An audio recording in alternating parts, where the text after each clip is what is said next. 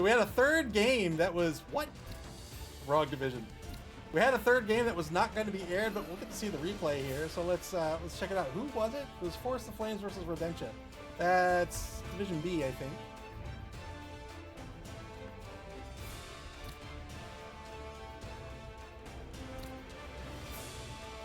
A kind sir, thank you very much for the raid.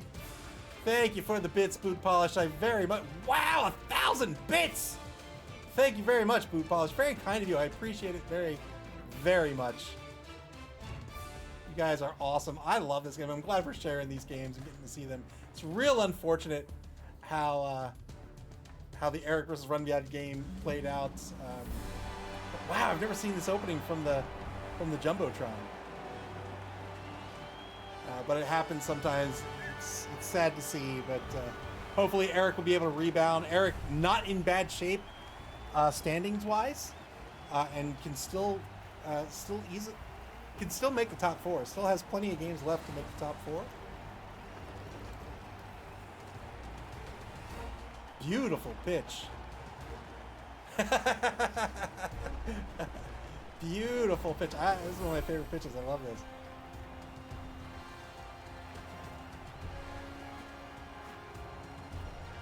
Who is that coach? Is that like Grombrindal?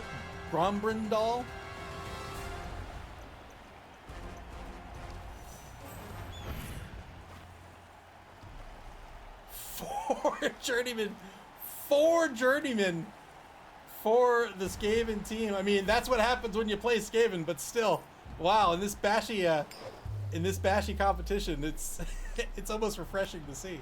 The White Dwarf himself, indeed. All right, the Force of Flames is the setup there. Wood Elf defense to start this game. Spire said Clypeus beat me up last game. 5 missed next games and 1 death. Yeah, it'll happen when you're Skaven. That's just kind of, well, when you're either of these teams, really, that's just kind of what happens. Force of Flames will set up their defense in this M formation. So this Wood Elf team does have a big guy. It has Rock the Treeman. Treeman with just an MA of 2. Their Negatrade is take root. Wow, that was a fast kick. It's going to be a touchback on the Brilliant Coaching result. Force of Flames are going to get an extra reroll. Do they only have one? They only have the one reroll? Wow. Now up to 2.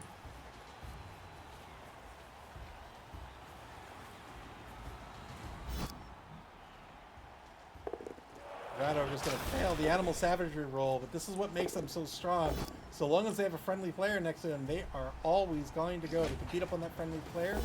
2-die follow up on the Frenzy. They'll get a push and try to set up for a Surf on the number 6 lineman. They stunned one of their 4 journeymen. Turn 1 back to the Force of Flames now.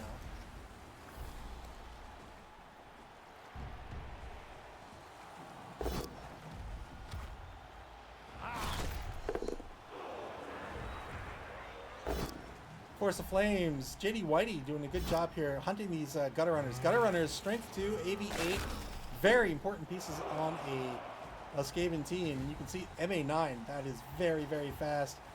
Number 7 here, level 3, Sprint and Sure Feet. Why not? Super fast player, Sprint and Sure Feet. That means they can move 12 spaces on a single turn, and they can re-roll a failed rush. Runbat says, hopefully Sinai can get Grombrindal's special rule in. Yeah. So, are there any special rules in yet? So, the star players have special rules that can take effect that make them even cooler than their stat lines.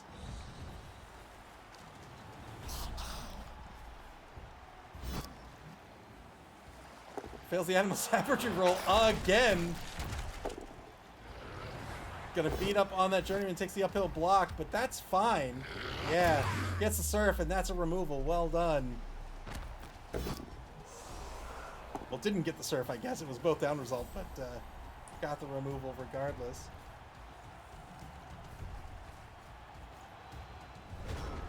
Turn 2 for the... turn 2? I thought it was like turn 7. Turn 2 for the Forest of Flames. So Wood Elf team's very, very fast, very, very agile. You can see these War Dancers are the absolute stars of the show.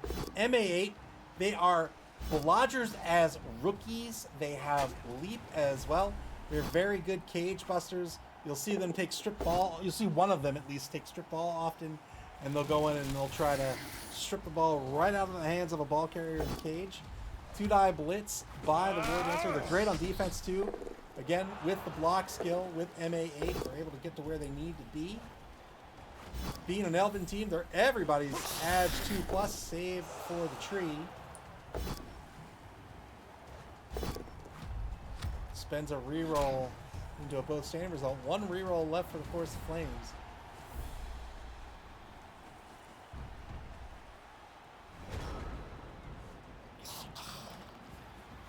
So far this evening, we had, what did we have? Orcs versus Chaos Renegades. That was a 1-1 draw and a very exciting final turn. We had Dwarves versus Black Orcs that ended in computer failure. It makes me sad. I feel sad for Eric. And now we have this agility team, this agility matchup. So we had very, very bashy games, and now we have these Wood Elves versus Skaven. Two teams known for high agility, high speed. The Wood Elves very agile. Another armor break by the War Dancer. Let's consider the Wood Dancer. The War Dancer gets a removal here. What's the removal count? 1-man player advantage for the Forest of Flames. JD Whitey says, anyway, we'll have to catch the VOD as it's bedtime. Good night. Good night. Thanks for hanging out. Thanks for playing. I appreciate you. Have a good one.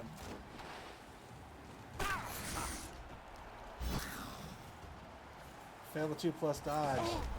So something rookie players, and I'm not saying this was a mistake at all on the part of JD Whitey, but just as a point of reference, a mistake that a lot of new players, if they pick up a wood or an Elven team, is they'll say, "Oh, I have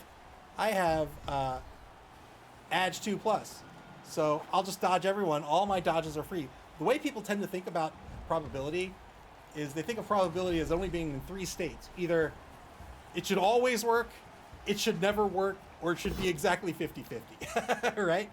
But that's not what a 1 in 6 is. A 1 in another removal. What is happening? I think this has been the bashiest game all night. Oppo's gonna be spent on the War Dancer, or on the catcher rather. Well done. The catcher's gonna be not well done. The catcher's gonna remain injured. But that's not what a 2+ is. A 2+ doesn't mean it'll always work. A 2+ means 1 in every 6 is bound to fail. Bad Dog says everything in Blood Bowl is a 50-50. Either works or it doesn't. Move 09 says 2+ is free until you fail, and then it's all the dice's fault. Right. So as an elf team, like new coaches will often they'll find their elves marked, especially against a bashy team, and they'll say, all right, 2+ dodge, 2+ dodge, 2+ dodge. Uh-oh, I failed. Really, you can make your odds better than the 2+, and you can do that with a 2-die block. So you want to try to set up those 2-die blocks and push players away first before you take those 2-die blocks. Your odds are better, and so you will see greater success taking the action order that way. Nuffle does love double ones. Nuffle has a fondness for skulls as well. He's gonna move the ball carrier over to the right side of the pitch. Pocket go for the number 6 gutter runner. Sidestepping blodger. Sidestep is a great combo skill on top of blodge as well. Block and dodge means only a POW knocks that player down, and that means five out of the 6 die faces on a block will not knock that player down, and therefore, when they inevitably don't get knocked down, sidestep means they get to go wherever they want. Another removal by the Rat Ogre, my goodness! This Rat Ogre is very, very strong in this matchup. With Mighty Blow in play against a frail team. Everybody on the Wood Elf roster is 88+ save for the tree. That Rat Ogre can wreak havoc.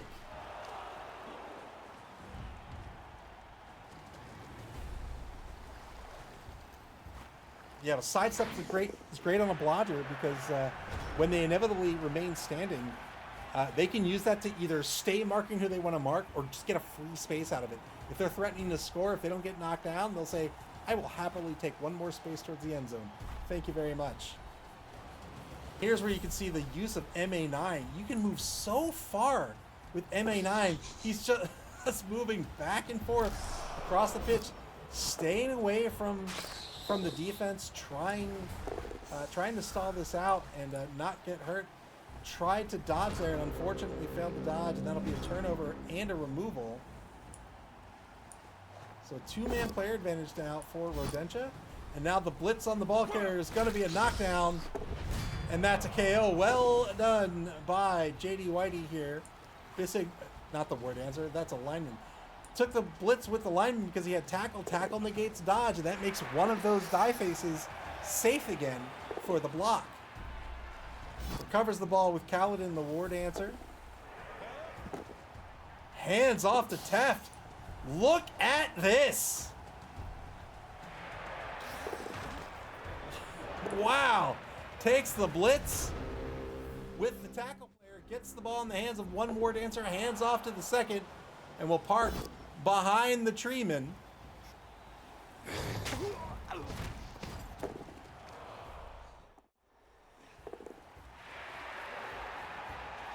2+ dodge by the rookie gutter runner, Tuco.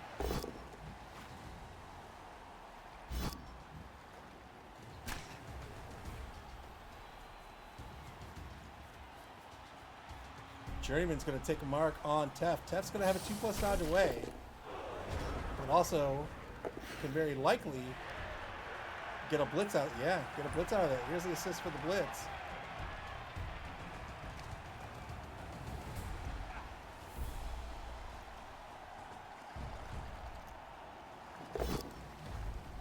Yes, indeed. This is exactly what we were talking about, and got a KO out of it. Better odds on that blitz, and hey, you get a removal out of it as well. Very well done by JD Whitey. The ball now on the opposing 18-yard line.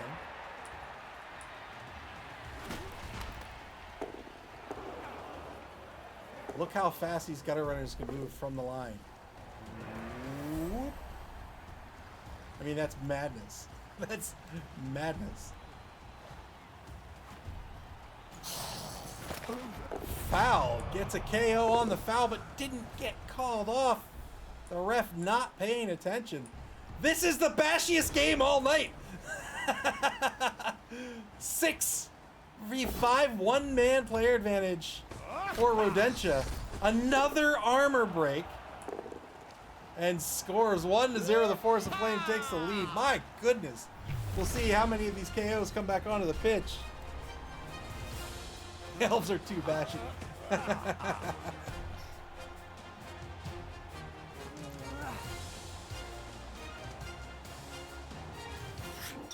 So just want a piece.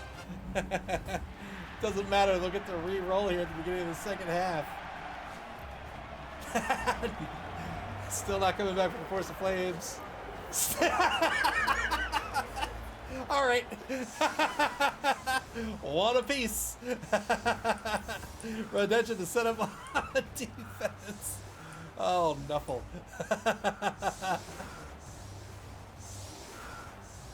It's going to be 8v7, right? 5, 6, 7. 8v7 on the pitch. One-man player advantage for Rodentia. Here's the kick.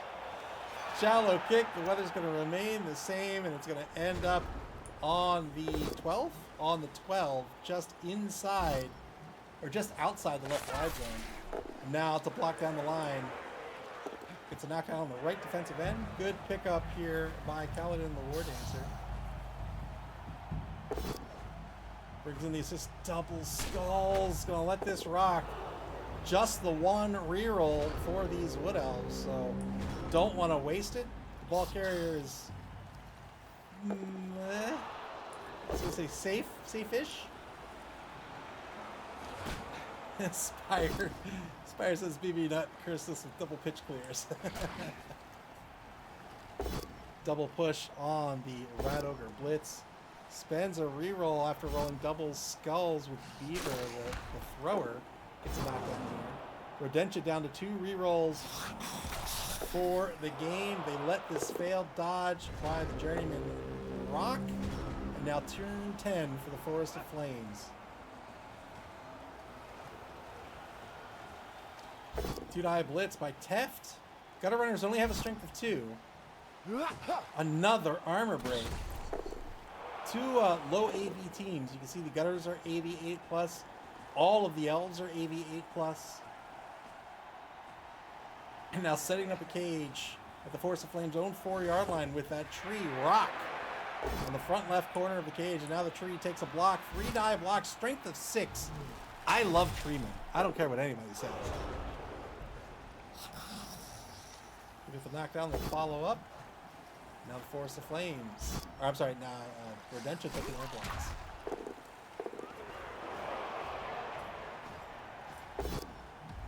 Blitz by the Radiger on the back right corner of the cage. They're going to knock down thanks to the block skill.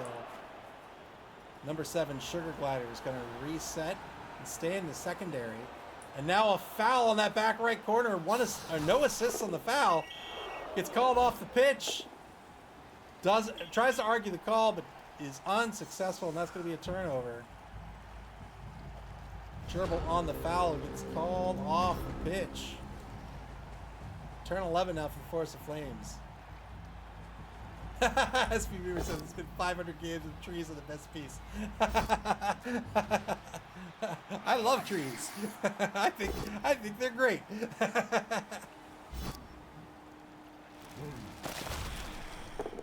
Doesn't follow up with the tree.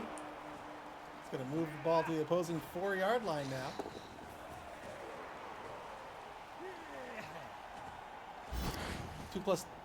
Three plus due to prehensile tail. Yeah, can't re-roll, or he could re-roll that, but doesn't want to. Prehensile tail makes the dodge a -1. And the Rat Ogre continuing to be marked. Takes a rush to get the Journeyman into position on the player marking the Rat Ogre. The Rat Ogre is going to block that player down. Must follow up due to frenzy. Is now marking the rookie lineman, number 9, Dabbit. Ball carrier marked by Sugar Glider on the right side. Here comes the 2-die blitz. Fails the rush. Spends the reroll. Gets the pow on the War Dancer. That's the only thing to knock that War Dancer down. What is SB Beaver? Trees. Best player. Best big guy. Right there. Proof.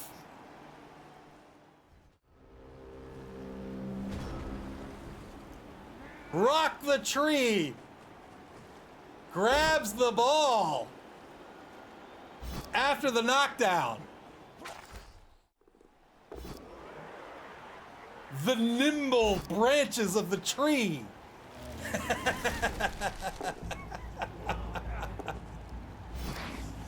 Oh boy, the treeman with the ball here. Failed dodge.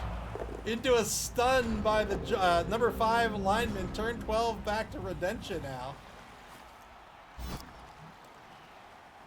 SB Beaver says, how many turns from the score? They can move 4. So that would be 4 turns. Another removal by the Rat Ogre. And now the Rat Ogre 1 space away from the tree. Old Gamer Mike says, can the tree make it to the end zone? It's turn 12, right? We can't move anymore. Has he moved yet? So he can go 1, 2, 3, 4. That's 1, 1, 2, 3, 4. That's 2, 1, 2, 3. Yeah, he can make it. He won't, but let's go! Let's go! Move that tree!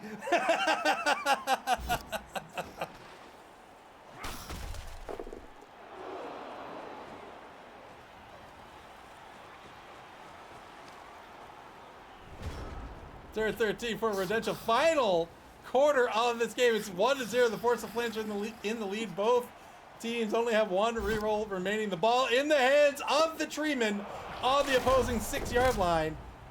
Good removal by Chinchilla, the Rat Ogre on the blitz. He'll reposition to take a mark. Wait, Did he not blitz there? Who blitzed? Oh, he did blitz.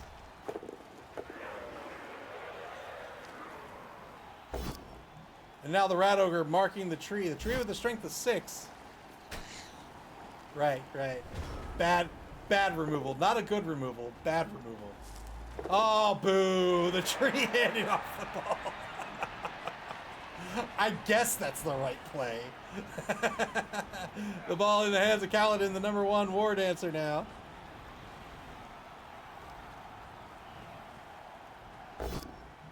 I believed in you, Rock. When you had no friends, I believed in you, Rock. You could have scored a TD. Wait, didn't somebody say the tree got the MVP? I think the tree does get the MVP. Turn 14 for Rodentia. 2-9 block on the injured #10 lineman. Frenzy follow-up here is going to be a knockdown. That's another removal. My goodness. My goodness. Look at this. 3, 4, 5, 6. 12 removals. 2-9 blitz on the War Dancer. Only gets a push out of this. It's set up a number of tackle zones for Kaladin to dodge out of. Turn 15 for the Forest of Flames. They're in the lead. They have the ball. Looking good to pull this out 1-0. We'll see if that is the case. I've already forgotten what the final score was. The War Dancer gonna get the knockdown. It's gonna leap over Sugar Glider into the end zone. 2-0. The Force of Flame increases their lead, and I think it was turn 15.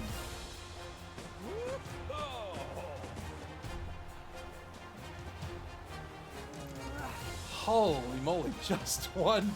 You're never gonna get back 2. Just you only get 1. You only get 1 KO.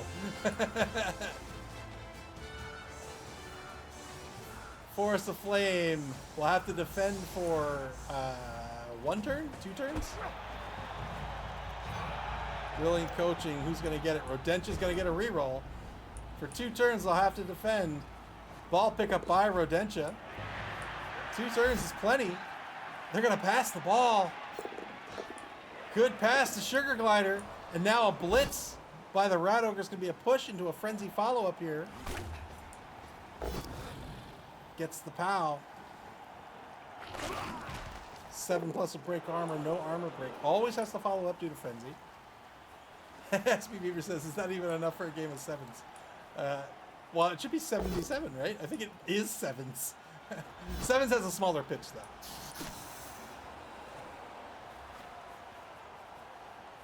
And some different rules. We want to get pedantic. Failed the rush. Whoa! Failed the rush, spent the reroll, got through the loner roll, and it worked out to get on the front right corner of Sugar Glider, the ball carrier. Tree's going to get the knockdown on the #2 Journeyman, and now fails the rush on the blitz on the ball carrier. 2-die blitz is going to be a both down result. The ball's going to bounce to the opposing 8-yard line. Final turn of this game for Rodentia. Who can score? I think it's just these 2. Just the 2 linemen. Hands off to #1. Can he do it? He needs 2 rushes. He did it on the Journeyman. I think somebody's getting hired for this roster. Good score by Rodentia on the final turn of this game. Boy, the Force of Flame's going to win it 2-1, but that was a roller coaster. Oh, I'm sad we didn't see it in real time. Oh, that was great. Whoo, boy. All right, 3 games. Let's take a look at the standings before we leave. My goodness. We'll take a look at the standings, then we'll take a look at the schedule as well.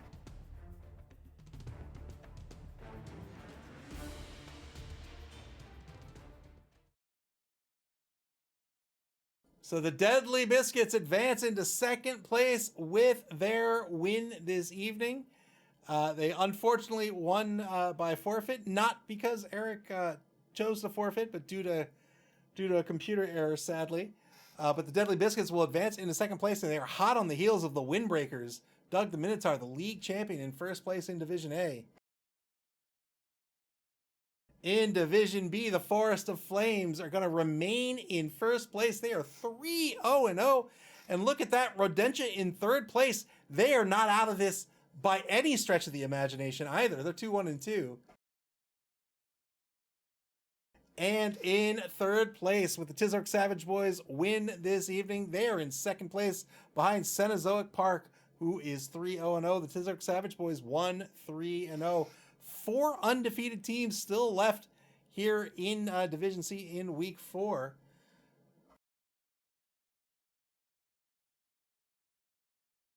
S. Beaver says, I was just first last week. What happened?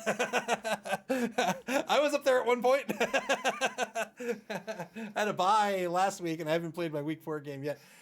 Coming up next,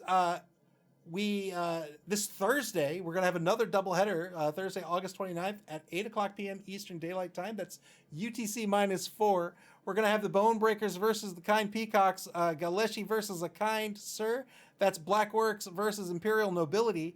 And then immediately after that game, scheduled for 9:30 p.m. Eastern Daylight Time, we're going to have Nevagana versus the Real American Heroes, Chime versus Dead Fred, Orcs versus Dark Elves. Boy, that's it. And then that will be it for week 4. After I'm going to play my game against Malik next week. Malik, using a couple of extensions, is out for this week. And then after that, week 5 will begin. And then coaches will begin scheduling their week 5 games. Just 7 weeks in regulation before they cut the top 4. And when week 5 games begin to get scheduled, you can check out and get alerted to those schedules on our website at maml.club. That's maml.club here on Twitch, or on our social media pages on Blue Sky, Twitter, and Facebook. You can also watch previous games on our YouTube channel. Play Blood Bowl, man. Play Blood Bowl. Where else can you be a tree named Rock and catch a ball to defy everyone's expectations and then gain MVP? You can play Blood Bowl via Blood Bowl 3 on Steam, via the Game Store, PlayStation, and Xbox, and a tabletop forum at your friendly local game store.